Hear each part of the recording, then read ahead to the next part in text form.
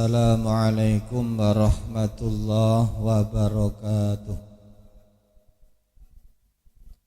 Wa biridaillahi ta'ala wa syafaati rasulillahi sallallahu alaihi wasallam wa ala alihi wa ashabihi wa azwajihi wa auladihi wa dhurriyyatihi wa ahli baitihi Isya'ul lahumul fatihah. A'udzu billahi minasy syaithanir rajim. Bismillahirrahmanirrahim. Alhamdulillahi rabbil alamin. Arrahmanir rahim. Maliki yaumiddin. Iyyaka na'budu wa iyyaka nasta'in. Ihdinas siratal mustaqim. Siratal ladzina an'amta 'alaihim ghairil maghdubi 'alaihim waladdallin. Bismillahirrahmanirrahim.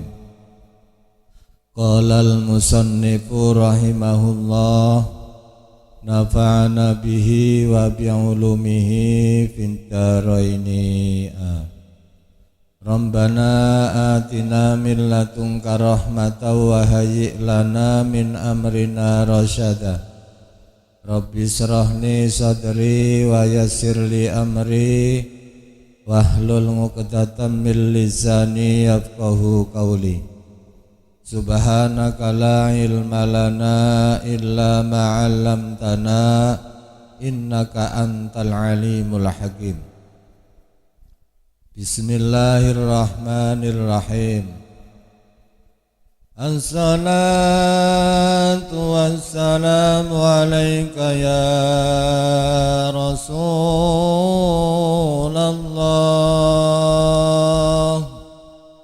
Assalatu wassalamu alayka ya Rasulullah.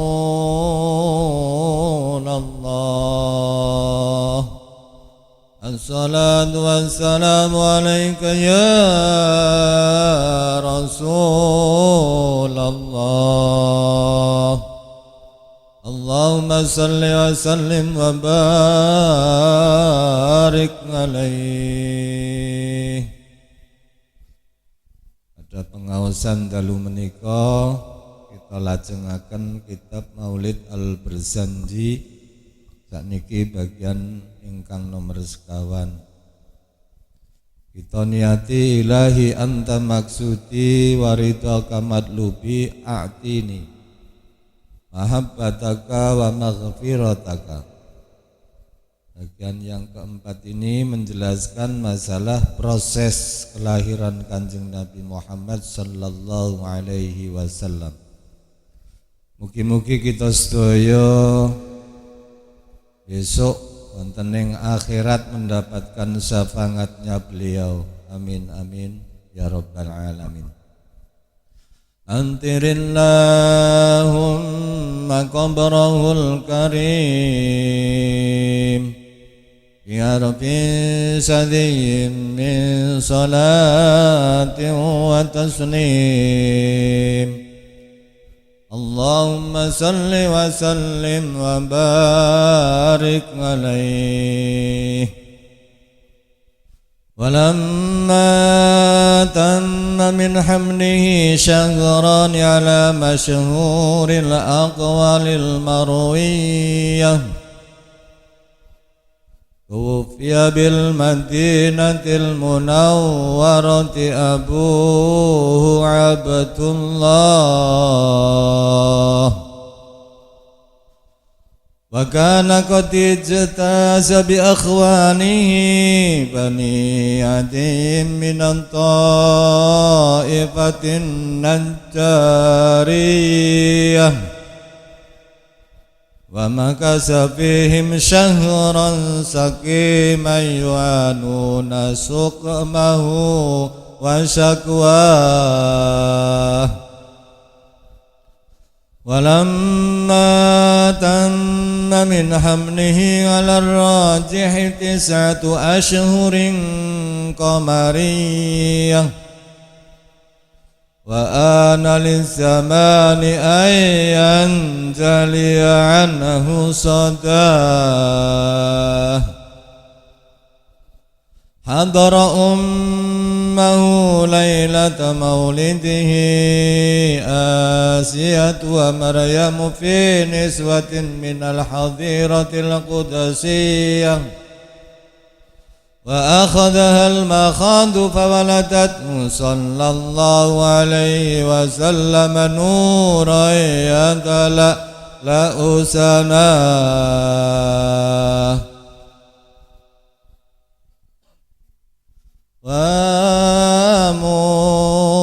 ومحيا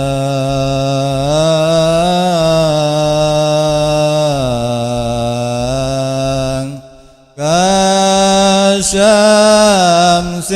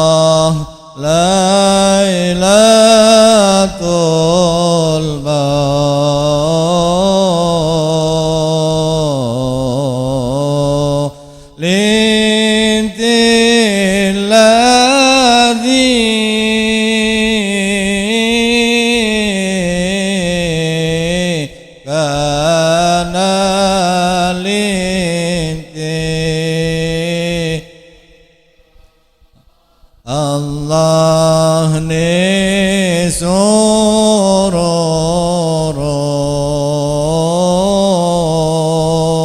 sororom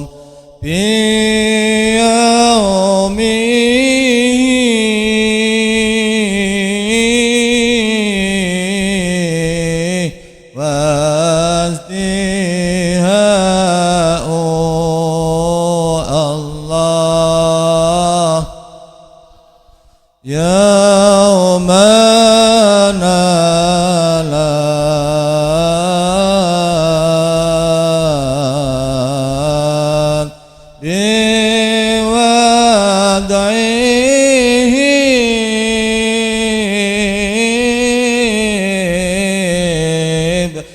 ibnatu wahbin Allah min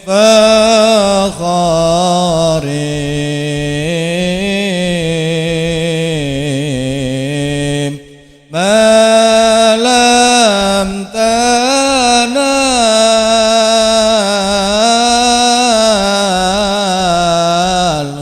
tanalhunni oh Allah Allah wa atataqaw maha bi adla mimma Allah yahu Allah hamalat qablu maryamul adra'u Allah yahu Allah maulitung kana minhu fi tali'il kuf Allah yahu Allah riwabalun alaihim wa waba'u Allah yahu Allah wa tawalat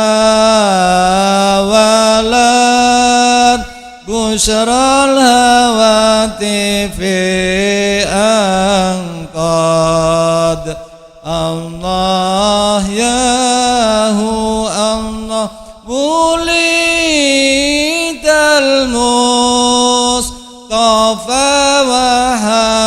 haqal hana'u Allah yahu هذا وقد استحسن القيام عند ذكر مولده الشريف أئمة ذو رواية ورمية فطوبى لمن كان تعظيمه صلى الله عليه وسلم يتم مرامه ومرماه.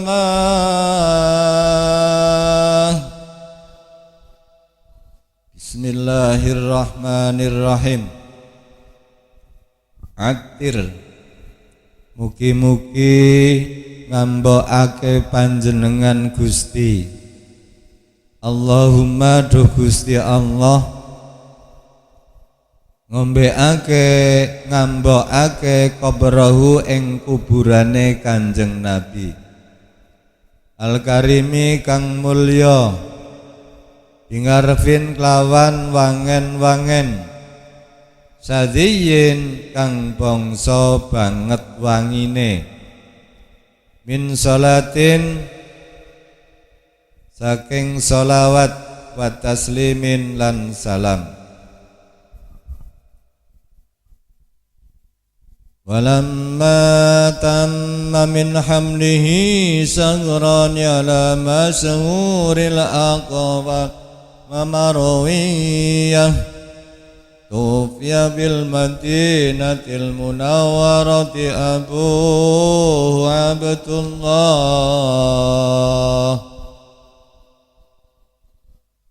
Walamma tamma lan ing dalem semangsane sempurna min hamlihi awet saking mangsane dan kandunge Kanjeng Nabi. Apa sing sampurna wau? Syahrani umur 2 wulan. Ala masyhuril aqwali miturut ing atase masyhure kaul al-marwiyati kang den riwayataken ulama ainganil muhaddisina. Jadi walamma tamma min hamlihi, Kanjeng Nabi pada saat sempurna umur kandungan 2 bulan, sahroni artinya 2 bulan. Kalau sahrun artinya 1 bulan. Kalau sahrini itu artis Sahrini. Wah, mantan saya itu. Sahroni itu adalah mahal rofa, tandanya adalah alif dan nun, maka dibaca syahroni. Sempurna 2 bulan. Ini sempurna umur 2 bulan sahroni. Ngala masyhuril aqwali, itu menurut masyhurnya kaul, atau kaul yang paling masyhur yang diriwayatkan oleh para ulama ahli hadis. Dados umur 2 bulan sempurna di kandungan, dalam kandungan ibundanya. Itu menurut kaul yang paling masyhur. Al-marwiyati, yang diriwayatkan oleh para ulama ahli hadis. Lalu apa yang terjadi? Tuwfiya bil madinatil munawwarati abuhu Abdullah. Tuwfiya dan pundhut sedo bil madinati ing dalem negara Madinah al munawwarati kang den padhangake. Sapa sing dipundhut sedo?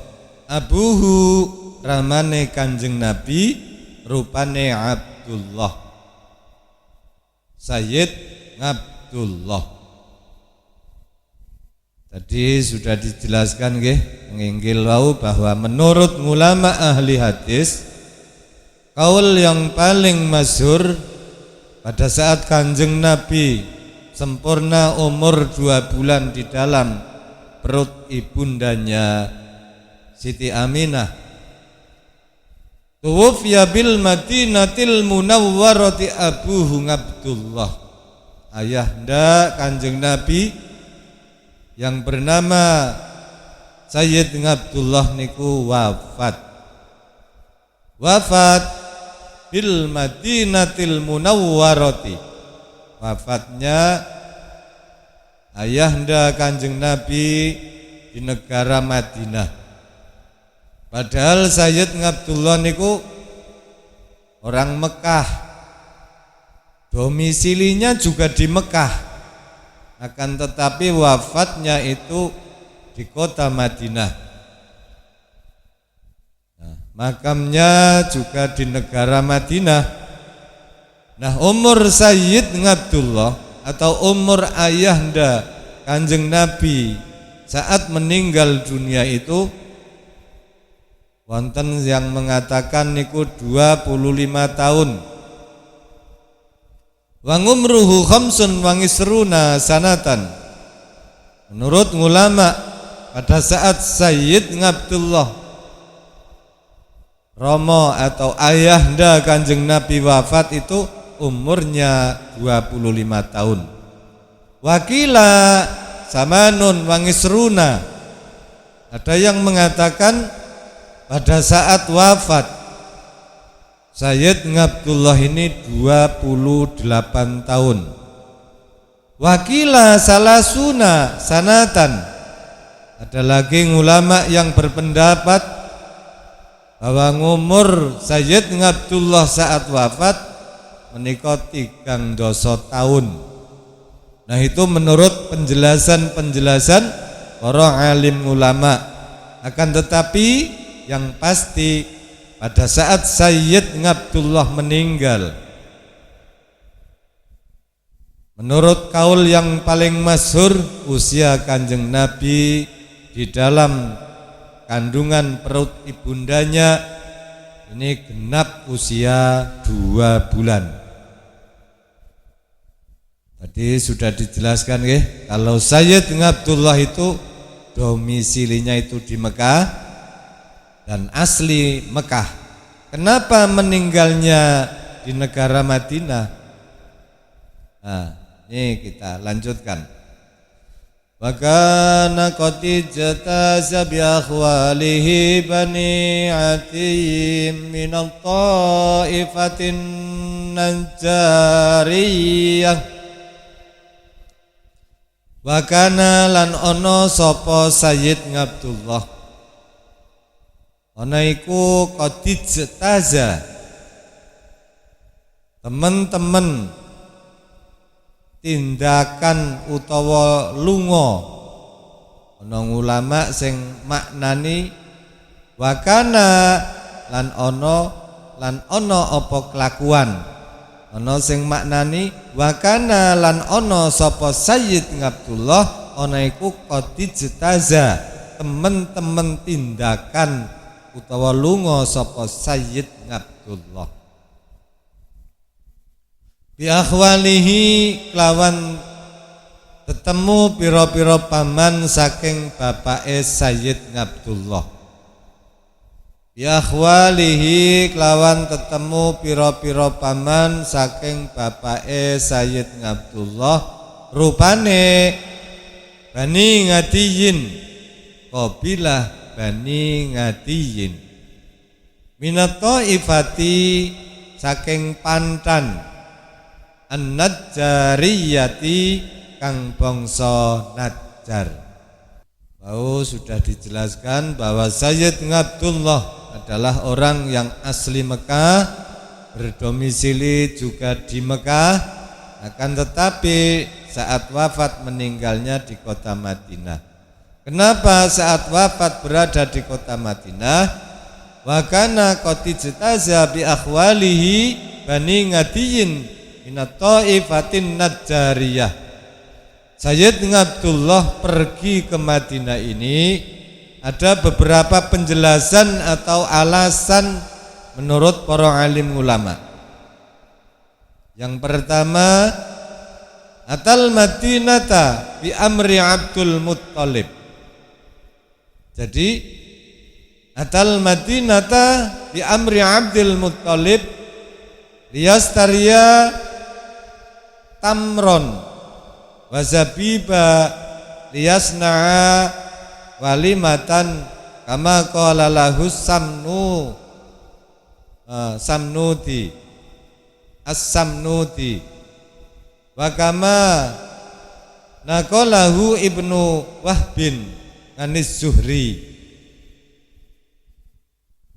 Ayahanda atau bapaknya Kanjeng Nabi atau Sayyidina Abdullah pergi datang kota Madinah itu karena disuruh oleh ayahandanya beliau, yaitu kakek Kanjeng Nabi Sayyidina Abdul Muttalib. Di samping membeli keperluan, tujuan ke Madinah niku di samping liyastaria tamron wazabiba, di samping membeli keperluan li anggur dan juga kurma, dan juga beli keperluan lainnya. Liyasnanga walimatan, supaya nanti bekal untuk membuat walimah, atau bahasa kita wong desa niku walimahan utawa slametan. Walimahan atau selamatan untuk kandungan istrinya yaitu Siti Aminah. Karena usia kandungan sudah 2 bulan. Di samping perginya ke Madinah itu untuk membeli keperluan, untuk walimahan, itu sekaligus untuk menemui paman-paman dari Sayyidina Abdullah, yang menika saudara dari kakek Kanjeng Nabi Sayyidina Abdul Muttalib. Karena banyak saudara Sayyidina Abdul Muttalib berada di kota Madinah. Ini alasan yang pertama. Dan yang kedua, menurut ulama, kenapa Sayyidina Abdullah pergi ke Madinah? Dalam misi berdagang. Dan dagangnya itu bareng-bareng kalian paman-paman Sayyidina Abdullah. Biakhwalihi bani Adiyin. Jadi tindak wonten Madinah itu dalam rangka berdagang, ijarah. Kalau wau yang pertama pergi ke Madinah ini karena disuruh oleh ayahandanya beliau untuk membeli keperluan acara walimahan atau selamatan. Dan yang kedua, menurut ulama perginya ke Madinah niku buat berdagang, lit tijarah. Kama qala lahul wa iti.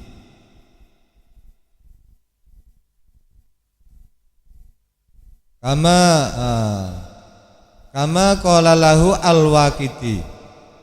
Makanya perginya ke Madinah itu bareng-bareng dengan paman-pamannya Kanjeng Nabi. Ngadiyin minat ta'ifatin Najjariyah, yaitu dari kabilah Bani Ngadi, yang merupakan kabilah dari An-Najjariyah. Kenapa disebut An-Najjariyah?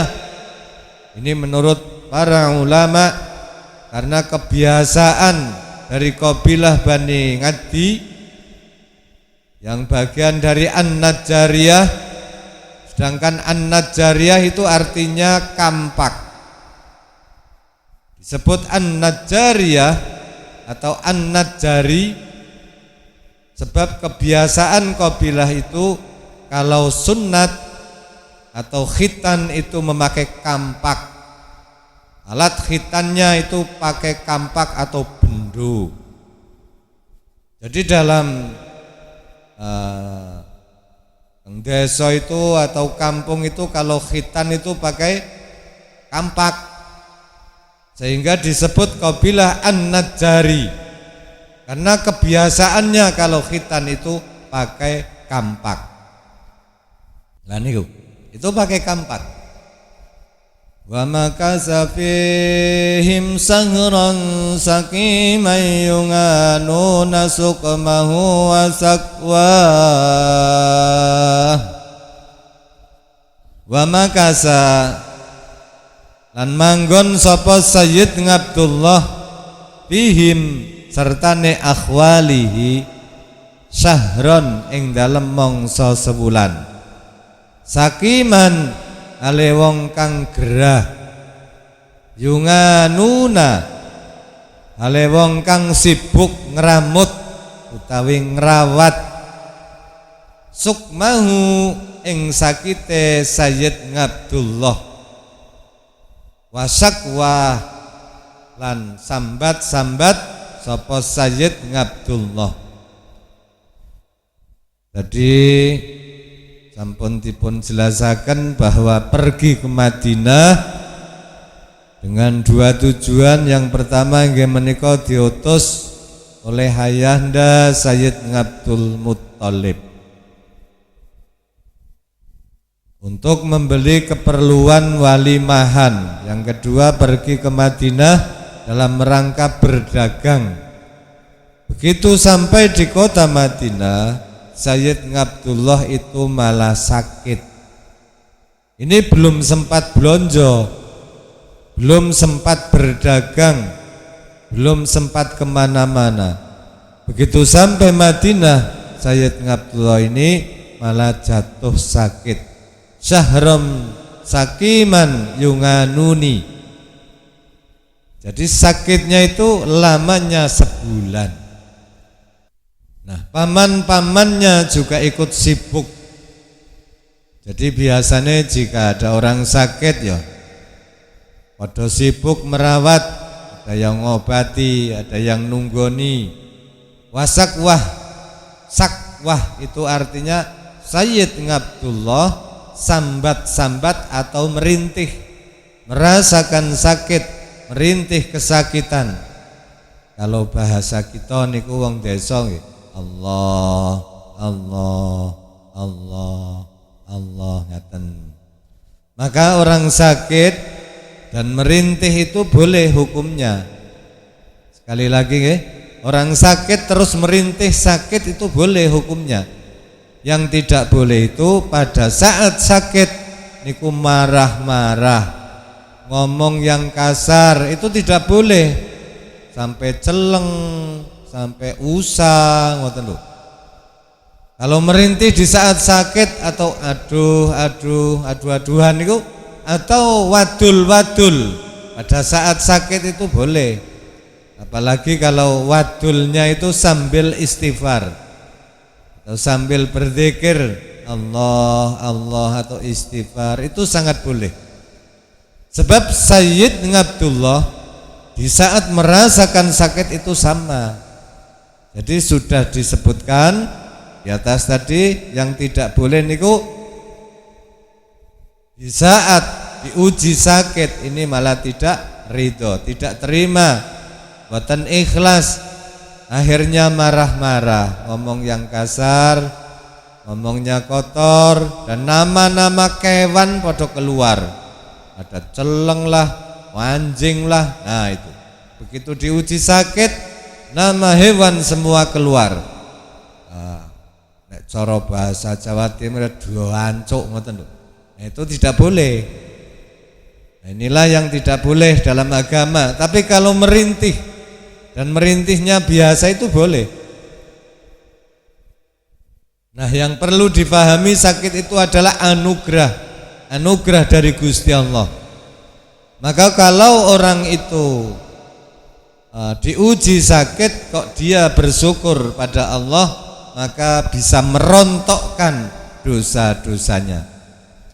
Jangankan sakit yang berat, misalnya sakit ringan saja, misalnya loro untu, nah niku itu bisa merontokkan dosa. Kata Kanjeng Nabi, apalagi yang sakitnya berat, yang sakitnya ringan saja bisa merontokkan dosa.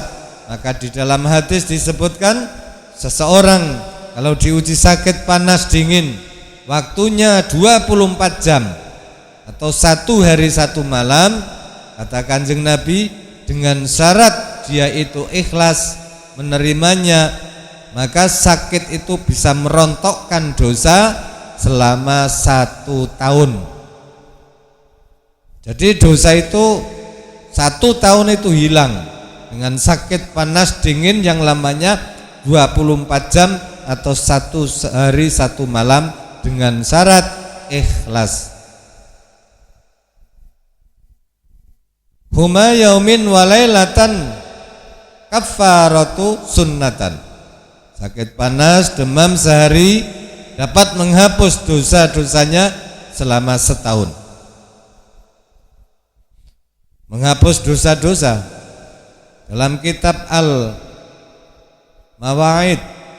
Al-Usrufiyah, Syekh Muhammad bin Abu Bakar Usrufi menerangkan hikmah sakit berikut fadilahnya.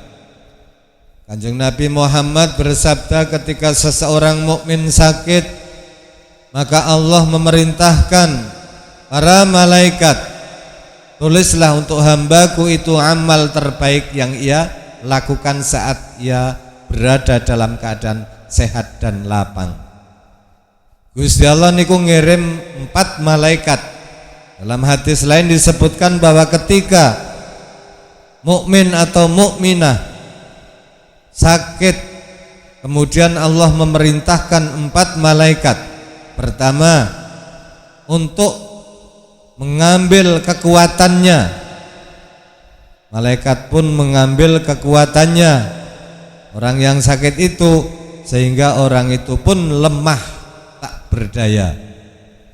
Yang kedua, Allah memerintahkan malaikat yang kedua yaitu untuk mengambil rasa enak dari makanan dalam mulutnya.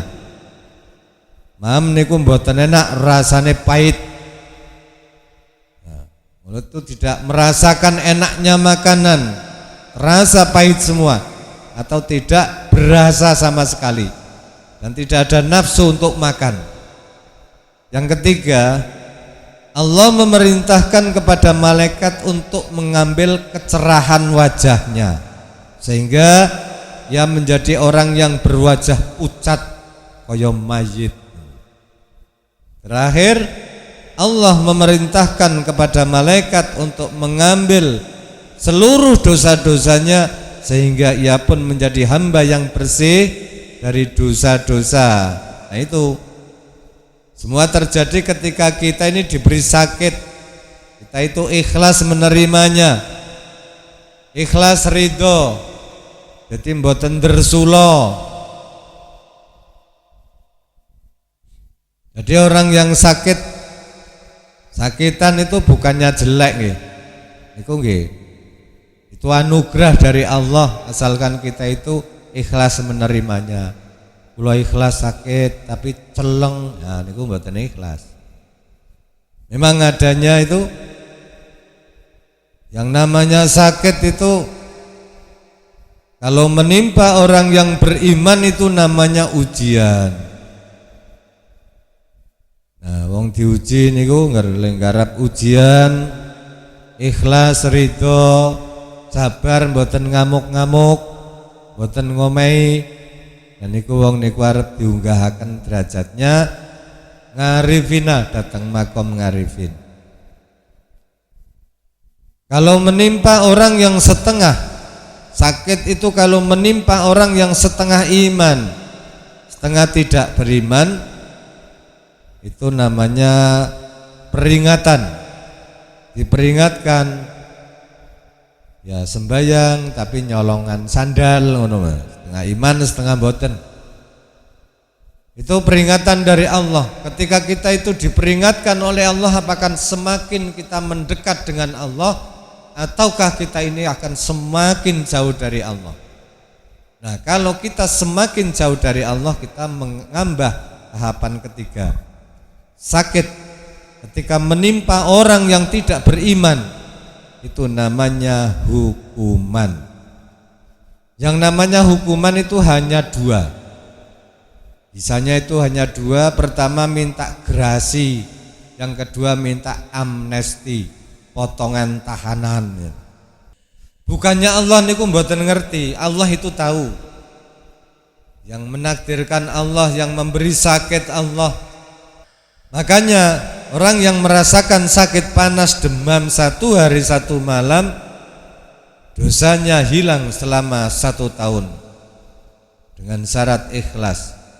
Bagaimana kalau 2 hari 2 malam? Ya berarti 2 tahun dosa-dosanya akan dihapus. Kalau 3 tahun 3 hari 3 malam berarti 3 tahun. Syaratnya ikhlas.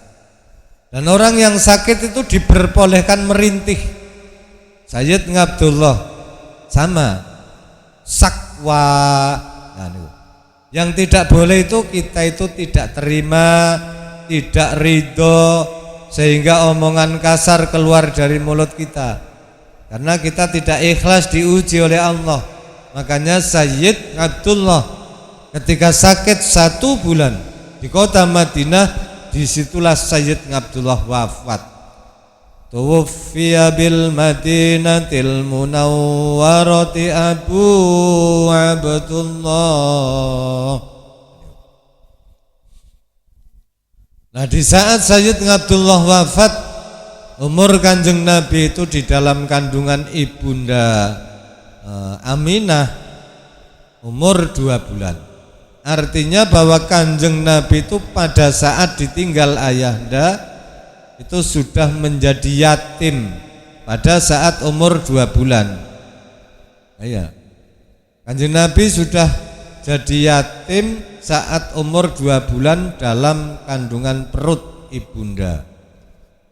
Dan yatimnya Kanjeng Nabi ini masih di dalam kandungan ibundanya.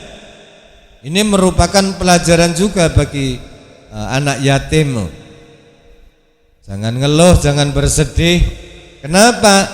Karena Kanjeng Nabi juga yatim. Malah yatimnya Kanjeng Nabi itu sejak dalam kandungan umur 2 bulan. Walau Kanjeng Nabi yatim, Kanjeng Nabi itu bisa sukses dalam banyak hal. Sukses dalam memimpin rumah tangga, sukses dalam berbisnis, sukses dalam mendidik putra-putrine, sukses dalam memimpin, sukses segala-galanya. Dari itu janganlah bersedih bagi anak yatim. Kita tiru Kanjeng Nabi, idolakan Kanjeng Nabi. Walamma tamma min hamlihi 'ala ar-rajih 9 ashhurin qamariyah. Walamma tamma lan ing dalem semangsane sempurna min hamlihi saking oleh dan kandung Kanjeng Nabi 'ala ar-rajihi miturut kaul ingkang kuat utawa ingkang rojah sing sempurna 9 ashurin 9 bulan qamariyatin kang bangsa hijriyah, kang bangsa hijriyah utawa rembulan utawa qamariyah. Jadi walamma tamma min hamlihi 'ala rajihi 9 ashurin qamariyah. Pada saat Kanjeng Nabi di dalam perut kandungan ibundanya ini sudah sempurna umur 9 ashurin 9 bulan. Ini secara hijriyah atau qamariyah. Jadi umur 9 bulan ini sudah mendekati lahir. Makanya kitab Al-Berjanji ini isinya adalah sejarah Kanjeng Nabi Muhammad sallallahu alaihi wasallam mulai lahir nganti sedo. Bisa saja seseorang yang tidak mengerti isinya kitab Al-Berjanji ini membaca, jadi mengatakan, wah ini kitab azimat, bukan ya. Isi kitab Al-Berjanji ini adalah sejarah tentang Kanjeng Nabi Muhammad sallallahu alaihi wasallam.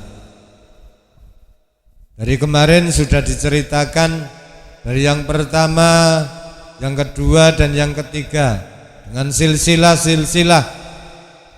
sing sampun dijelasaken sampai yang ini proses kelahiran Kanjeng Nabi. Jadi si kitab Al-Berjanji itu adalah tentang sejarah Kanjeng Nabi.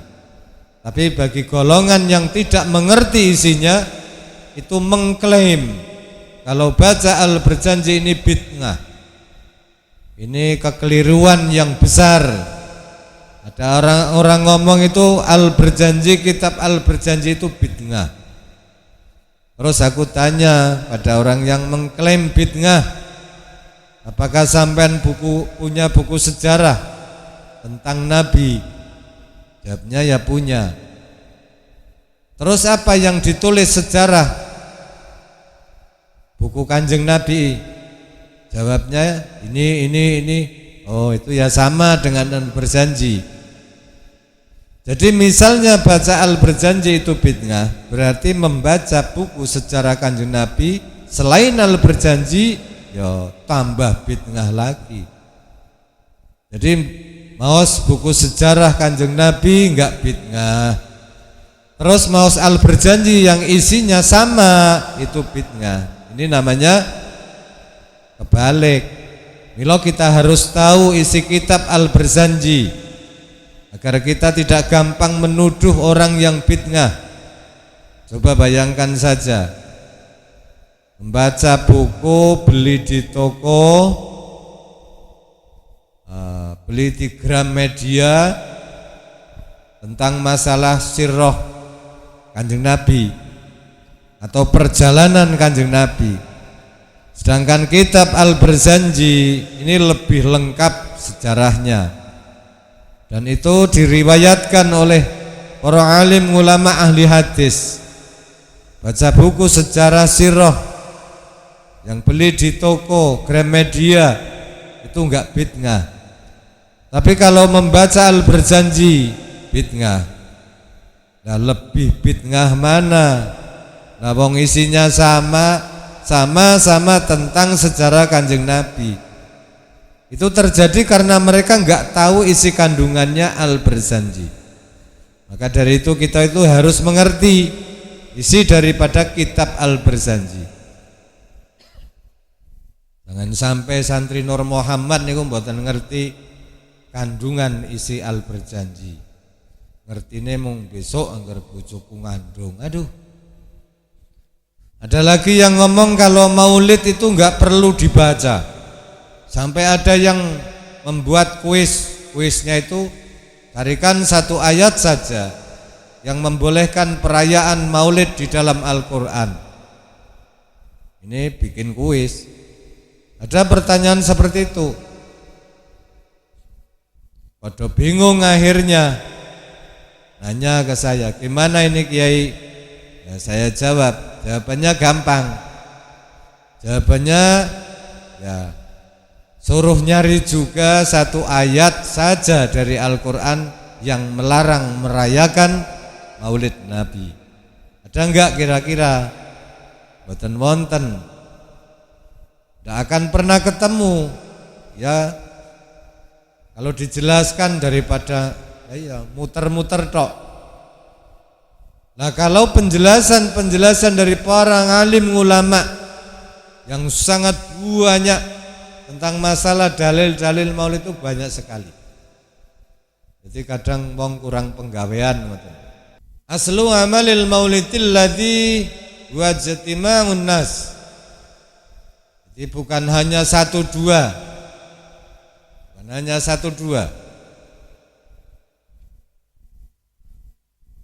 Banyak harus kita pelajari kitab-kitab ulama yang menjelaskan tentang maulid.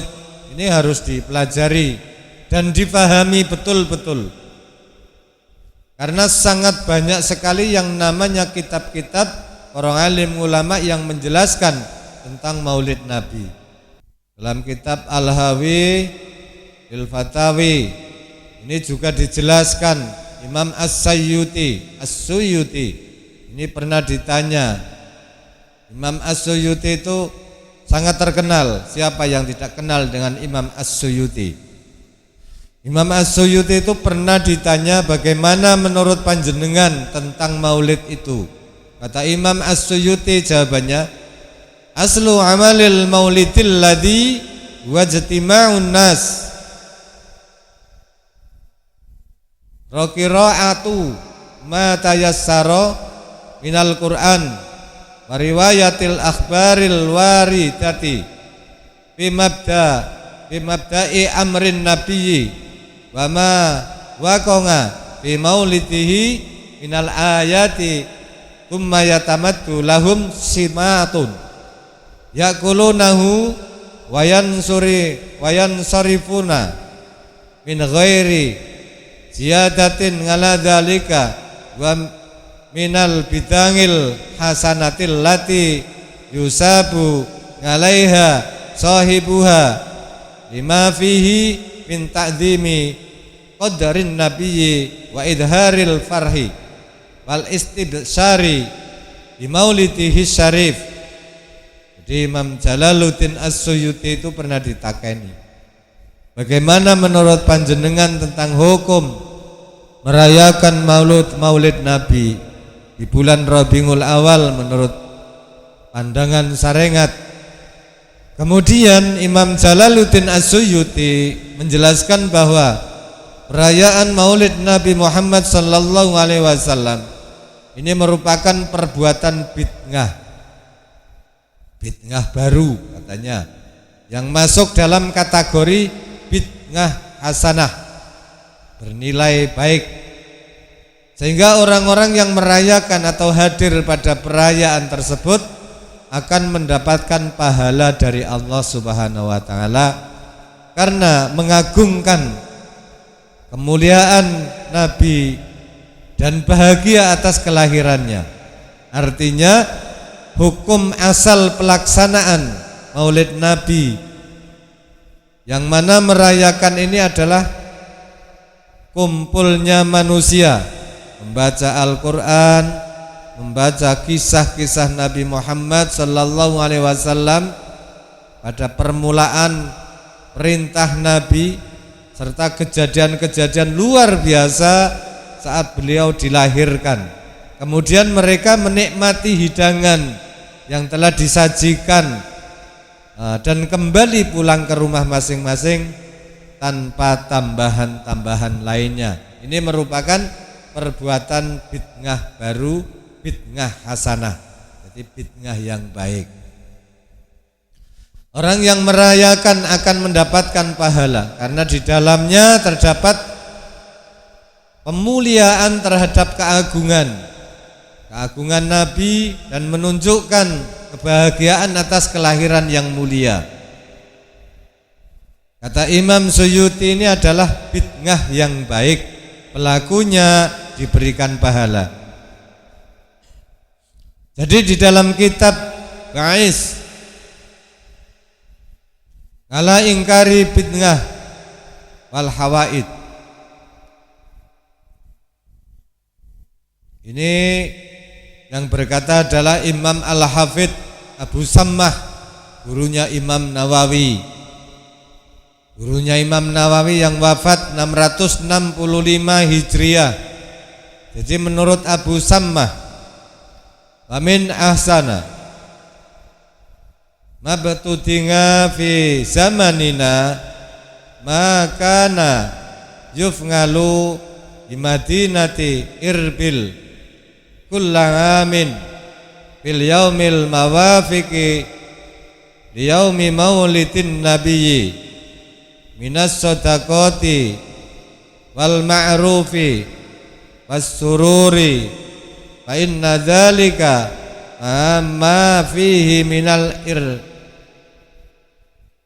ihsani ilal fuqara'i musngirun bimahabbatin nabi wa ta'dzimihi fi qalbi fa ngilihi wa sakrillah alama man nabihi min ijadi rasulilladzi arsalahu rahmatan lil alamin.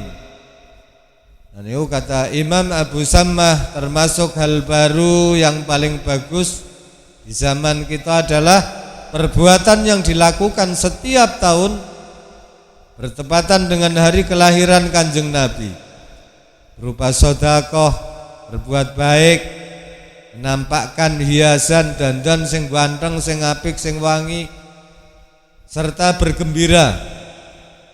Lah perbuatan yang demikian ini menunjukkan kecintaan datang Kanjeng Nabi Muhammad sallallahu alaihi wasallam dan mengagungkan kepada beliau di hati pelakunya, sekalian ungkapan rasa syukur atas anugerah yang diberikan Allah berupa penciptaan Rasulnya, yaitu Kanjeng Nabi Muhammad sallallahu alaihi wasallam yang diutus sebagai rahmatan lil alamin.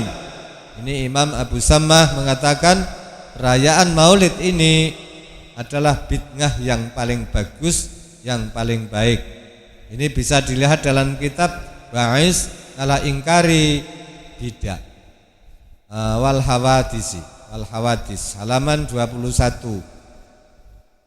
Kalau Imam As-Suyuti tadi dalam kitab Al-Hawil Batawi juz 1 halaman 271 sampai 272. Ini belum lagi ulama-ulama lain yang berpendapat. Ini sangat kadah. Makanya dalam kitab Inganatut Thalibin juz 3 halaman 364 di situ disebutkan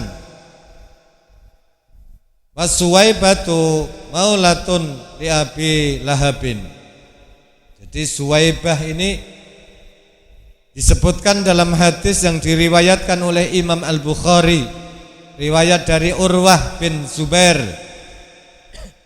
Suwaibah adalah hamba sahaya milik Abu Lahab yang dia merdekakan kemudian menyusui Kanjeng Nabi Muhammad. Nah, tatkala Abu Lahab telah meninggal, sebagian keluarganya ini melihat dalam mimpi tentang buruknya keadaan Abu Lahab. Lalu dia berkata, nanya datang Abu Lahab, apa yang terjadi, Le? Abu Lahab menjawab, aku tidak mendapatkan apapun sepeninggal kalian kecuali aku diberi minuman karena memerdekakan Suwaibah. Karena Suwaibah ini yang mengabari Abu Lahab kalau Kanjeng Nabi Muhammad sallallahu alaihi wasallam lahir, maka Suwaibah ini langsung dimerdekakan. Ini disebutkan dalam kitab Inganatut Thalibin juz 3 halaman 665. Ini sampai dibikin singir. Idza kana hadza kafiran tadammu fatampat yadahu fil jahimi mukhallada ata annahu fi yaumil isnaini daima yukhaffifu anhu surbi bi ahmada Famadhannu bil abdi alladhi tala umruhu bi Ahmad masruran wa mata muwahhida.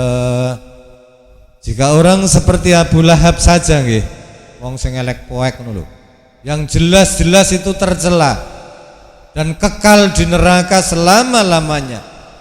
Ini saja, ini setiap hari Senin diringankan siksanya, sebab ia bergembira dengan lahirnya Kanjeng Nabi Muhammad sallallahu alaihi wasallam. Nah, apalagi yang gembira ini seorang muslim ya. yang sepanjang hidupnya bergembira atas lahirnya Kanjeng Nabi, muludan, terusan maca maulid, dan wafat dalam keadaan Islam, atau wama ta mauhida. Itu syair yang ditulis dalam kitab Inganatul Thalibin juz 3 halaman 364. Maka dalam riwayat Bukhari tadi, Abu Lahab ini memerdekakan Suwaibah. Saking gembiranya mendengarkan Kanjeng Nabi lahir, karena Abu Lahab ini pamannya. Begitu Suwaibah memberitahu kalau Kanjeng Nabi lahir, maka Suwaibah terus dimerdekakan. Dan saudara-saudara Abu Lahab itu bermimpi dalam tidur, terus bertanya, apa yang terjadi? Abu Lahab menjawab, aku tidak mendapatkan apa-apa sepeninggal kalian semua, kecuali aku diberi minum karena memerdekakan Suwaibah pada saat hari Senin. Makanya isi Al-Barzanji adalah riwayat Kanjeng Nabi Muhammad sallallahu alaihi wasallam. Maka perlu kita pahami dan kita tahu isinya agar kita paham sejarah Kanjeng Nabi Muhammad sallallahu alaihi wasallam. Dan juga dalam kitab Inganatul Thalibin, ini juznya juz 3, sahifahnya 415. Datang mriki malah diceritakan ada seorang pemuda, ini pada zaman Harun Ar-Rasyid. Ini ceritanya moler-moler, cuman kita singkat. Ada seorang pemuda di zaman Khalifah Harun Ar-Rasyid. Pemuda ini terkenal rapik, gembeleng, potet lah. Bahasa sini pemuda brengsek atau potet. Sampai-sampai pemuda itu dipandang hina di kampungnya karena perilakunya niku mboten sae. Akan tetapi dia itu punya kebiasaan di saat bulan Maulid, ya Mbak niku berhias diri, dandan ganteng, dia dandan dengan sebagus-bagusnya, dia bersedekah buat tonggo teparo, dan juga membaca maulid pada saat maulid. Maka begitu pemuda itu meninggal, masyarakat ini jadi karena memandang rendah, jadi masyarakat tidak mau mengurus, sampai ada suara atau hatif lah bahwa waliullah, kekasih Allah telah meninggal, yaitu pemuda tadi. Sampai akhirnya penduduk atau tonggo teparo di desa itu, ini hampir semua penduduk desa ini mayoritas ketemu pemuda itu dalam mimpi. Begitu ketemu pemuda ini mendapatkan derajat yang mulia di saat Allah, maka ditanya apa sebabnya mendapatkan derajat yang mulia, maka pemuda itu menjawab, bita'zimi maulidin Nabi sallallahu alaihi wasallam, karena mengagungkan maulid Nabi sallallahu alaihi wasallam. Ini bisa dilihat dalam kitab Inganatul Thalibin juz 3 sahifah 415. Dan ini masih banyak sekali nggih kitab-kitab atau dalil-dalil para alim ulama. Maka sekali lagi kita pelajari kitab Al-Barzanji agar kita paham dan mengerti isinya, biar kita itu tidak mudah menuduh orang itu bid'ah. Mengerti isinya. Jangan kita bawa korek tidak tahu gunanya untuk apa, isinya untuk apa, bawa koper ngalor ngidul nggak tahu isinya. Walamma tamma min hamlihi 'ala ar-raji tis'atu asurin qamariyah. Pada saat Kanjeng Nabi umur 9 bulan, 'ala ar-rajihi, menurut kaul yang paling rajih, sudah berumur 9 bulan dalam perut kandungan ibundanya. Wa ana lizamani ayyan jaliyanahu sodah.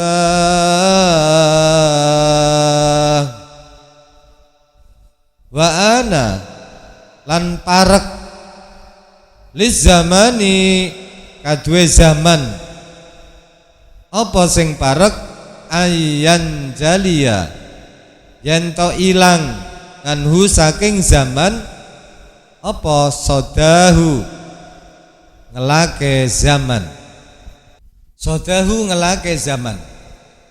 Tadi sudah dijelaskan bahwa saat Kanjeng Nabi umur 9 bulan wonten kandungan perut ibunda Aminah ala rojihi, menurut kaul yang rojih, karena ada pendapat ulama yang mengatakan bahwa Kanjeng Nabi umur di kandungan 7 bulan.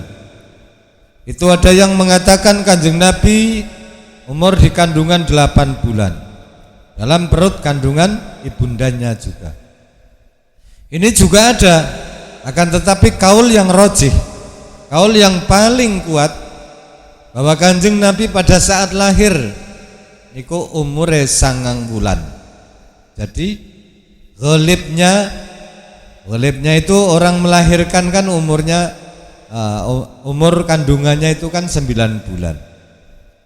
Begitu juga Kanjeng Nabi. Jadi kaul yang paling rajih, paling kuat adalah 9 bulan.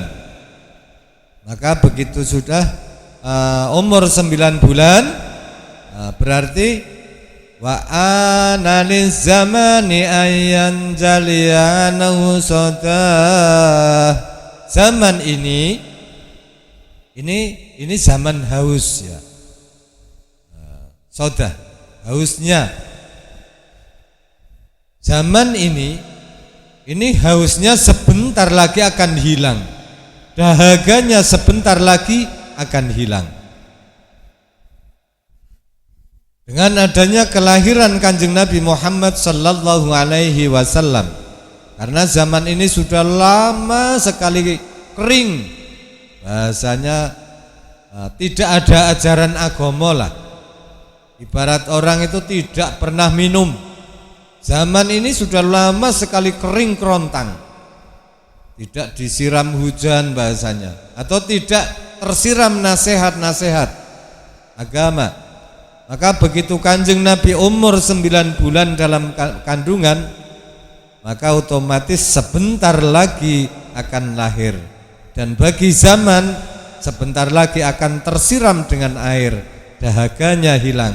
Makanya ayyan jaliyangan husoda. Zaman yang sudah lama, dahaganya sebentar lagi akan mendapatkan air dengan kelahiran Kanjeng Nabi Muhammad sallallahu alaihi wasallam yang sudah berumur 9 bulan dalam kandungan.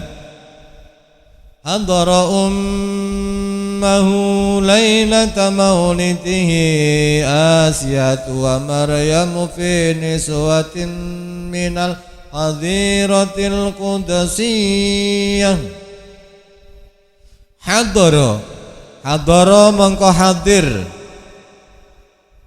sapa ummahu ing ibune Kanjeng Nabi lailata maulidihi ing dalem wengine kelahirane Kanjeng Nabi. Sapa sing hadir wau? Asiyatun, sing nomor 1 Siti Asiyah, wa Maryamu lan nomor 2 Siti Maryam.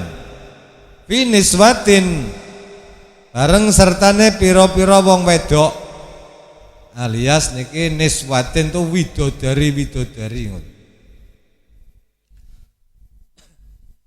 Minal hadirati saking swarga al qudsiyati kang bangsa suci.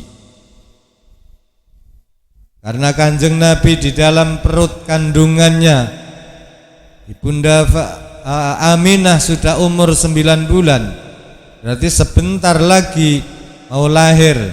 Ibarat tadi zaman yang sudah lama dahaga atau kekeringan, maka sebentar lagi akan hilang dahaganya dengan kelahiran Kanjeng Nabi Muhammad sallallahu alaihi wasallam.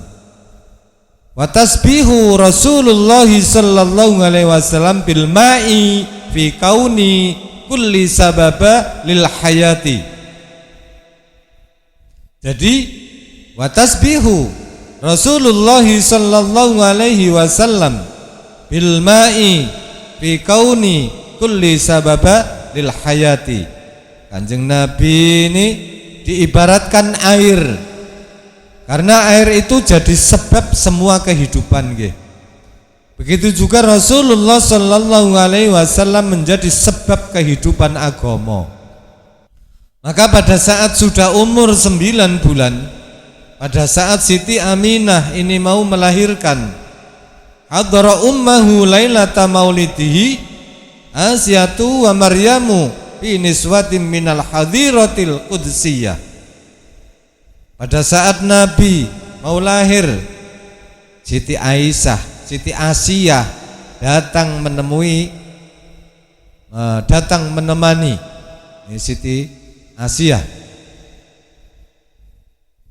menemani ibunda Aminah, ibundanya Kanjeng Nabi. Yang kedua wa Maryamu, yang kedua adalah Siti Maryam. Siti Aisyah siapa? Siti Aisyah niku, Siti Asiyah niku sinten?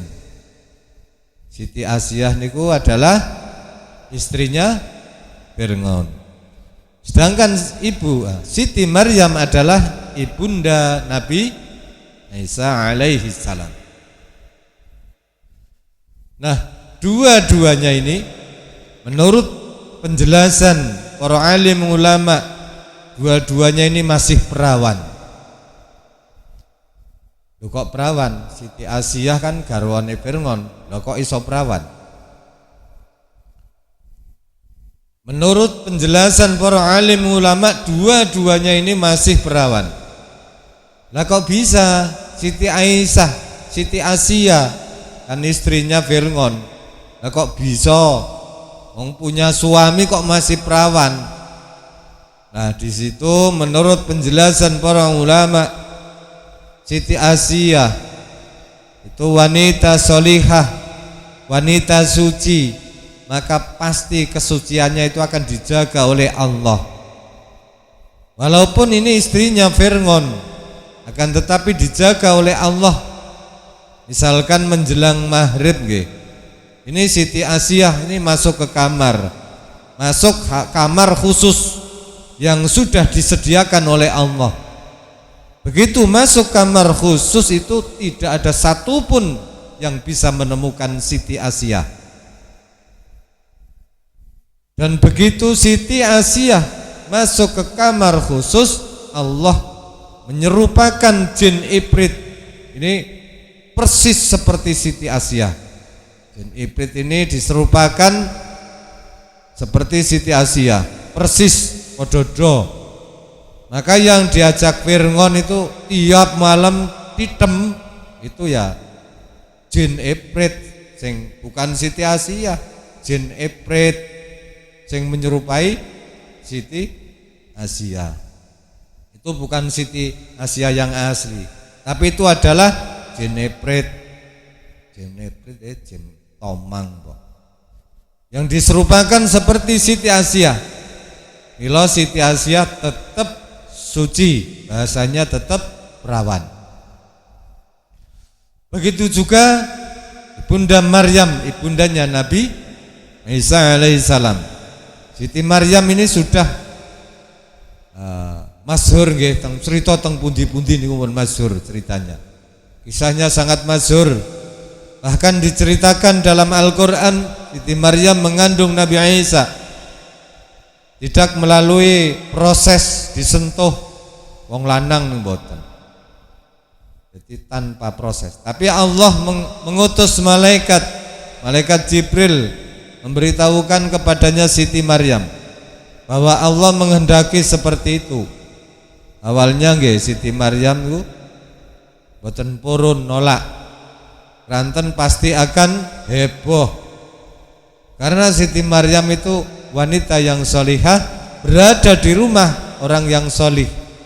Kalau seandainya terjadi ujuk-ujuk meteng nggih pasti heboh.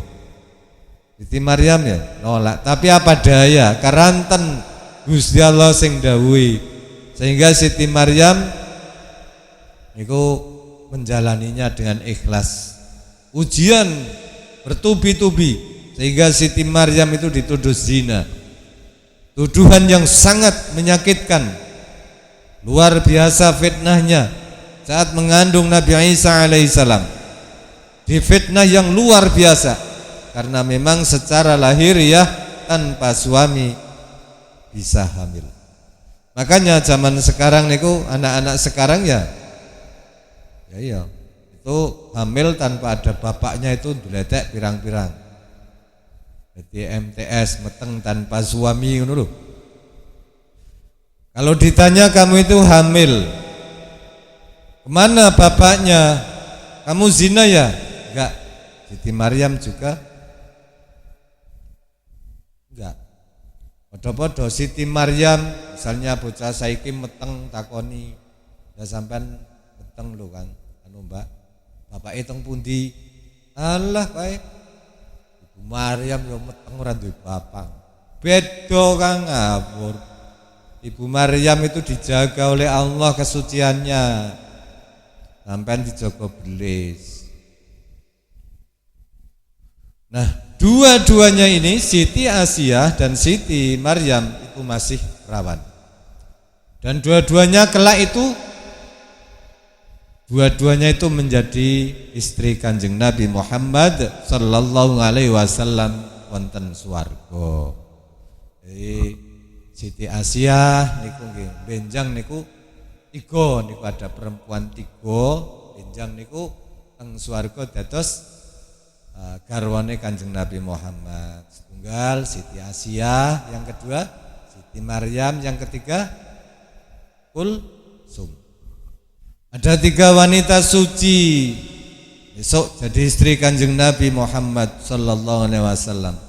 Annallaha ta'ala zawwajani bil jannati Maryam binti Imran wa imra'ata Fir'aun wa ukhta Musa. Allah menikahkan Kanjeng Nabi ngendika, Allah menikahkan saya besok teng swarga. Yang pertama dengan Siti Maryam binti Imran. Yang kedua wa imra'atu Fir'aun, Siti Asiyah istri Fir'aun. Yang ketiga wa ukhta Musa, Kulsum saudara Nabi Musa. Di surga itu tidak ada bahasa punya istri satu, itu enggak ada. Nang swarga niku ora ana bahasa bojomu ming siji mboten nonton. Istrinya itu lebih daripada satu. Bidadari itu banyak. Satu orang itu bisa banyak istrinya itu kalau di swarga. Tergantung dari ngamaliyahnya di dunia. Loh berarti nanti pada cemburu ya. Nang swarga cemburu-cemburuan, Mbok. Ya ora, Kang. Tidak ada cemburuan nanti di swarga. Di surga itu enggak ada cemburu. Makhluk yang namanya cemburu itu tidak ada di dunia. Nah, di swarga. Itu adanya kan di dunia tok. Swarga itu tempat kenikmatan. Apapun yang enggak nikmat teng swarga niku mboten nonton. Nah, saking nikmatnya swarga, ora ana masak, ora ana nguyuh, ora ana ngising. Ora ana, saking nikmate swarga. Jadi cemburu nggih mboten wonten. Cemburu niku ya rupane kaya bemper becak, terus cucuke padha karo irunge niku. Jadi enggak ada cemburu di sana. Yang ada itu di dunia. Suami punya istri berapa yang enggak cemburu. Karena apa? Hatinya sama. Andaikan di swarga niku ada masak misalnya nggih. Kang Paijo iki gasin tong ya bingung sampean. Harus panggil tukang gas. Mana ada teng swarga tukang gas? Mboten nonton. Misalnya masaknya pakai kayu, kayunya habis ya. Masa harus panggil paksis tukang kayu kan mboten ya. Teng swarga niku mboten nonton tukang cari kayu bakar. Misalnya lagi andekan teng swarga niku kencing nguyuh niku berak misalnya teng WC penuh kebak. Masa harus panggil Kang Jambul penyedot WC, boten Di swarga tidak ada tukang penyedot WC. Dan di swarga makan sekenyang apapun itu enggak ada warge, enggak ada berak. Ini ada satu riwayat hadis disebutkan berak kalau di dunia kan bentuknya berak. Jadi nek tai nang donya bentuke tai ngoten mambu. Kalau teng swarga niku tidak nggih. Kalau di surga tidak berak, tapi keluar keringat. Jadi keringat-keringatnya itu yang keluar lewat pori-pori, itu penggantinya. Tapi baunya wangi, harum. Yang swarga enggak ada bau busuk mboten nonton. Dan di surga itu tidak ada cemburu karena hatinya sama, tingginya sama, putihnya sama. Jadi makanya Siti Maryam dan Kulsum ini besok jadi istrinya Kanjeng Nabi Muhammad sallallahu alaihi wasallam. Fi niswatin minal hadiratil qudsiyah. Bukan hanya Siti Asiyah tok. Bukan hanya Siti Maryam yang datang menemani ibunda Kanjeng Nabi saat mau lahiran ya. Akan tetapi niswatin minal hadiratil qudsiyah.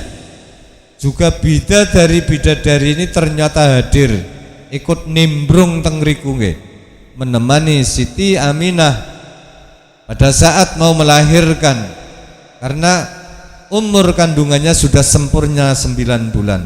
Kanjeng Nabi itu di dalam perutnya. Kalau di sini tuh biasanya yang nemani itu ibune, biyunge ngoten lho. Nah, kalau enggak saudaranya lah. Pokoknya kalau mau lahiran ada sing batiri ngoten lho. Ora dewekan.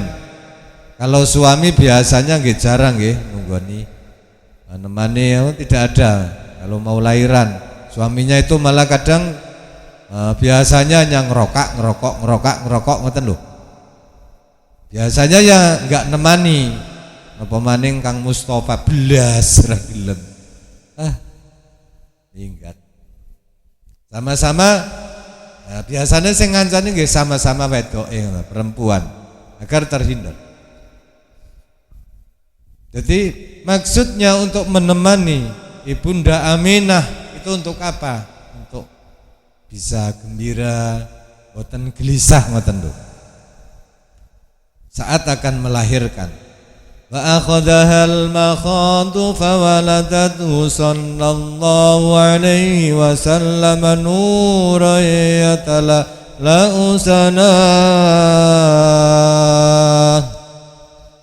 Wa akhadhaha lan ngenani ing ummahu.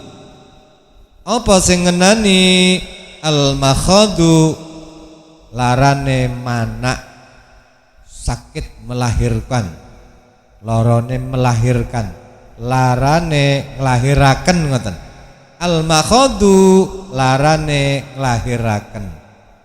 Fawaladathu mongko nuli nglahiraken sapa ummuhu ing Kanjeng Nabi Muhammad sallallahu alaihi wasallam. Salla mugi-mugi tambahi rahmat takzim sapa Allahu Gusti Allah ngalaihi ngatasé Kanjeng Nabi wasallama dan mugi-mugi paring keselamatan sapa Allah ing Kanjeng Nabi oleh nglairaken mau nuron ing nur ya tala'u kang mencorong apa sanahu cahayane nur. Tadi sudah dijelaskan pada saat mau melahirkan ditemani oleh Siti Asiyah, Siti Maryam dan bidadari-bidadari. Maka ketika sudah lengkap di dekatnya Siti Aminah akhadhal makhad, maka Siti Aminah mulai merasakan al makhad itu sakit mau melahirkan. Maka semua perempuan kalau hendak melahirkan itu jerene sakit itu katanya. Ya katanya sih, sebab saya ora tahu merasakan sih. Ukur katanya wong arep babaran itu sakit. yambu. Jadi katanya semua perempuan itu kalau mau melahirkan katanya merasakan al-makhot, termasuk ibunda Kanjeng Nabi saat hendak mau melahirkan itu sama merasakan al-makhot, sakit mau melahirkan, pinggang pegel dan lain sebagainya. Itu ceritanya begitu. Kan saya tidak pernah merasakan. Katanya sih mau lahiran merasakan sakit yang luar biasa. Tapi setelah lahiran, nah ibu-ibu zaman saiki sekarang yang minta lahiran esok mboten dangu minta lagi. Iya, sambat sakit-sakit meteng nyuwun maning. Begitu Siti Aminah merasakan al-makhot, terus fawaladathu sallallahu alaihi wasallam, maka Sayyidah Aminah ibunda Kanjeng Nabi melahirkan nuran, melahirkan cahaya. Kenapa tidak disebut waladan, anak? Kenapa disebut nuron? Karena yang pertama memang nur Kanjeng Nabi atau cahaya yang pertama kali diciptakan oleh Allah. Begitu Kanjeng Nabi lahir ke dunia ini, itu cahayanya itu semua sampai lingkungannya ya. Sampai-sampai cahaya itu sangat terang benderang. Terangnya itu cahaya Kanjeng Nabi kata ulama, dan cahayanya yang dari surga itu kumpul di situ. Termasuk widodari itu udah kumpul. Sampai-sampai kakek Kanjeng Nabi yang di luar agak jauh dari rumah Siti Aminah, begitu Kanjeng Nabi lahir melihat cahaya yang sangat terang benderang, maka kakek Kanjeng Nabi Sayyid Abdul Muthalib yakin kalau cucunya sudah lahir. Karena terangnya bukan hanya sekitar itu, tapi menyinari hampir seluruh sekeliling rumah Siti Aminah pada saat Kanjeng Nabi lahir. Nah, disinilah mahalul qiyam wa muhayyang kasam siming kamutiu. Wa muhayyan utawi wajahe Kanjeng Nabi iku kasam si kaya dene srengenge. Mingka kang kaya tua, mingka kang saking tuan, mudiun kang mencorong, asfarot dadi padang, nganhu saking wajahe Kanjeng Nabi. Apa sing dadi padang? Lailatun wengi, gharraun kang mencorong. Wajahnya bagaikan matahari yang menyinari, yang karenanya malam yang gelap gulita menjadi terang benderang saat Kanjeng Nabi lahir. Lailatul maulidil ladzi kana lintini sururun biyaumihi wastihaun. Lailatul maulidi rupane malam kelahiran Kanjeng Nabi. Lailatul maulidi rupane malam kelahiran Kanjeng Nabi. Alladzi ya maulid kana kang ana lidini kadue agama. Sururun bunga-bunga yaumihi lawan dina maulid, wasdihaun lan tambahe bunga-bunga. Malam kelahiran Kanjeng Nabi bagi agama membawa kegembiraan dan juga kemegahan. Yaumanalat biwatwaihi benatu wahbin min fakhorin malam tanalhun nisa'u. Yaumanalat ing dalam dinone merkoleh, biwatnihi sebab oleh ngelahirakan Kanjeng Nabi sapa ibnatu Wahbin, putrane Wahbin alias Siti Aminah, mim fakhorin saking keagungan, ma ing perkara lam tanalhu kang durung tau merkoleh ing ma sapa an-nisa'u pira-pira wadon. Di hari itu Putri Wahab artinya Siti Aminah ibunda Kanjeng Nabi memperoleh kemegahan dan melahirkan atau sebab melahirkan Kanjeng Nabi yang tidak diperoleh oleh wanita-wanita lain sebelum Siti Aminah. Wa atat qaumaha bi afdhala mimma hamalat qablu Maryamul ngadra'u. Wa atat lan teka sapa ummuhu, wa atat lan teka sapa ummuhu qaumaha ing kaume ummuhu bi afdhala lawan gawa putra kang luwih utama mimma tinimbang saking anak hamalat kang pernah ngandung, hamalat kang pernah ngandung qablu ing dalem sadurunge ummuhu ibune Kanjeng Nabi. Sapa sing pernah ngandung? Maryamu Siti Maryam. Al-Ngadra'u kang isih perawan. Siti Aminah membawa kepada kaumnya orang yang lebih utama daripada yang pernah dikandung sebelumnya. Siti Aminah membawa kepada kaumnya orang yang lebih utama daripada yang pernah dikandung sebelumnya oleh Siti Maryam yang masih perawan, Kanjeng Nabi Isa alaihi salam. Siti Aminah ini membawa kepada kaumnya, membawa putra terbaik dibanding dengan yang pernah dikandung oleh Siti Maryam ibunda Nabi Isa alaihi salam. Maulidun kana minhu fi tolingil kufri wabalun ngalaihim wabau. Maulidun utawi kelahiran kana kang ono minhu saking maulid tolingil kufri ing dalem pandangane ahli kufur utawa kafir apa wabalun bilahi ngalaihim ing atase kufrun marobaun lan penyakit. Kelahiran Kanjeng Nabi dalam pandangan orang-orang kafir merupakan wabah penyakit atas mereka. Jadi orang-orang kafir dengan kelahiran Kanjeng Nabi ini seolah-olah datang penyakit. Watawalat busrol hawa TV angkot wulidal Mustafa wa haqqal hana'u.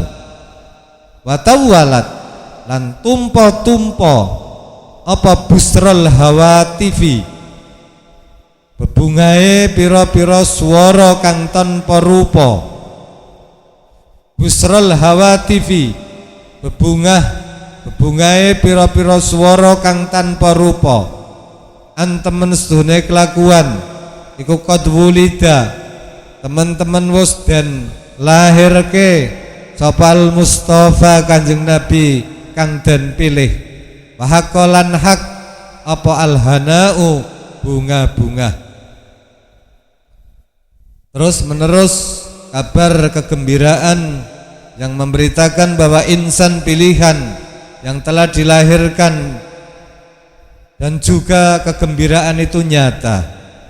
Begitu Kanjeng Nabi lahir geger kabeh, alam malakut geger, ngaras geger, malaikat jin, manusia itu semua geger. Semua merasakan kegembiraan, podo seneng, podo bunga, kecuali si iblis. Yang tidak bahagia itu iblis. Iblis begitu Kanjeng Nabi lahir itu, iblis itu menjerit sak seru-serune, sak kenceng-kencenge. Kabeh podo seneng, podo bahagia karena nur yang pertama diciptakan oleh Allah itu lahir ke dunia sebagai nabi yang ditunggu-tunggu, nabi yang terakhir, nabi yang rahmatan lil alamin lahir. Maka wajar semuanya merasakan bahagia kecuali iblis yang menangis. Disebutkan dalam kitab Bidayah wan Nihayah juz kalih halaman 326 disebutkan anna iblisa ronna arbanga ronnatin hina lungina wahina ahbito wa hina wulida Rasulullah sallallahu alaihi wasallam wa hina unsil wa inna unsiltil Fatihatu anna iblis ranna arba'an ranna, bahwa iblis menangis sangat keras sebanyak 4 kali. Pertama hina lungina, ketika iblis dilaknat oleh Allah. Yang kedua hina ahbito, ketika iblis diusir dari penjara, dari surga. Wahina wulida Rasulullah sallallahu alaihi wasallam. Yang ketiga, ketika Rasul sallallahu alaihi wasallam lahir, iblis nangis. Yang keempat, wahina unsilatil Fatihatu, ketika surat Al-Fatihah diturunkan. Ada wa qad istahsanal qiyama inda dzikri maulidi syarif ya immatun dawu riwayati wa rawiyah fatuba liman kana tandimuhu sallallahu alaihi wasallam ghayata maramihi wa marmah. Hadza utawi kiki kelahirane Kanjeng Nabi waqadis tahsana lan wis temen-temen milang-milang bagus al-qiyama ing ngadeg dikri maulidihi ing dalem nalikane nyebut utawa nutur maulidi Kanjeng Nabi as-sarifi kang mulya. Sapa kang milang-milang bagus mau? Aimmatun pira-pira imam dawu riwayatin kang anduweni pira-pira riwayat warawiyatin lan kang duweni angen-angen.